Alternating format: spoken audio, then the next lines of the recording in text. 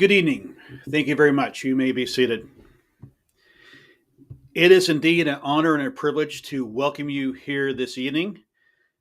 I stand before you today to discuss a critical aspect of our national policy that holds the key to our economic vitality and global influence. Trade. Our approach to trade policies is not merely an economic consideration, but a fundamental pillar that shapes the very fabric of our nation's character.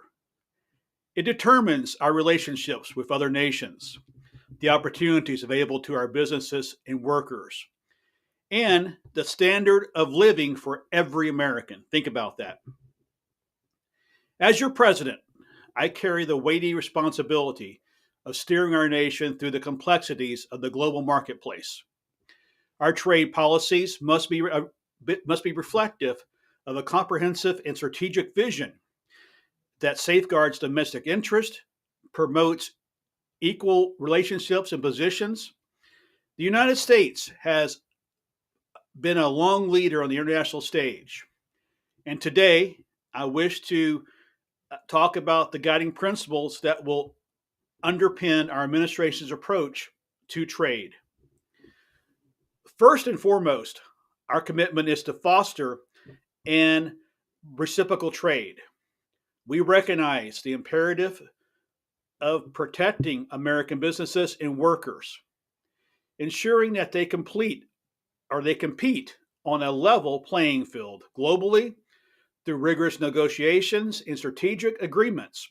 We will strive to eliminate barriers, address trade imbalances, and create an environment where the benefits of trade are shared equally among our citizens. Fair trade is not just an economic principle, it's a cornerstone of justice and shared prosperity. While championing fair trade, we also understand the importance of maintaining open markets and open trade.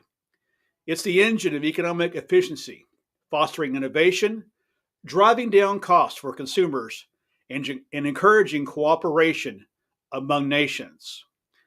Our trade policies will strike a delicate balance, preserving the advantages of open market while safeguarding our national interest. In doing so, we aim to harness the opportunities presented by the global economy for the benefit of every American. Environmental sustainability is a non negotiable priority for my administration. Our trade policies will be carefully crafted to ensure that economic growth goes hand in hand responsible environmental practices by embracing clean and green technologies. We will not only protect our planet, but also position the United States as a leader in the global transition towards sustainability. Our commitment to a green economy is an investment in the future of the well being of our planet and the prosperity of future generations. Innovation is the driving force behind progress, and our trade policies will actively support development and the protection of intellectual property. We recognize that a thriving economy is built on the foundation of cutting edge technologies, groundbreaking ideals, and a robust innovation ecosystem. By fostering an environment that encourages creativity and safeguards intellectual property, we will ensure that the United States remains at the forefront of global innovation. Furthermore, we acknowledge the importance of addressing labor standards on a global scale.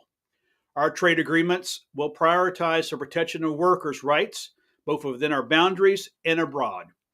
Fair wages, safe working conditions, and the elimination of child labor are just some of the goals of this trade policy.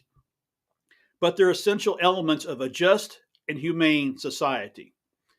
By championing these principles in our trade policies, we seek to set a global standard that uplifts workers and communicate in communities across borders. And in conclusion, our trade policies will be anchored in the values that define us as a nation: fairness, openness, sustainability, innovation, and social responsibility. Together, we will navigate the intricate web of the global economy, ensuring that the United States remains a beacon of progress, prosperity, and justice. And I just want to say that I've talked about a lot of this lately about a clean energy policy. And I've said this every time I've made these remarks. Let me make this commitment here tonight to you. We will not transition to a clean energy policy until we have the infrastructure available in our nation. Just this week, I've heard about electric vehicles in Iowa being frozen and not being able to be charged. We need to work on the technology for that. In my hometown, we have one charging port that I know of, one charging station that I know of for about 65,000 people. I will make this guarantee to the American people and to you here tonight. We won't transition. We are committed to this, but we won't transition to this until the infrastructure is available.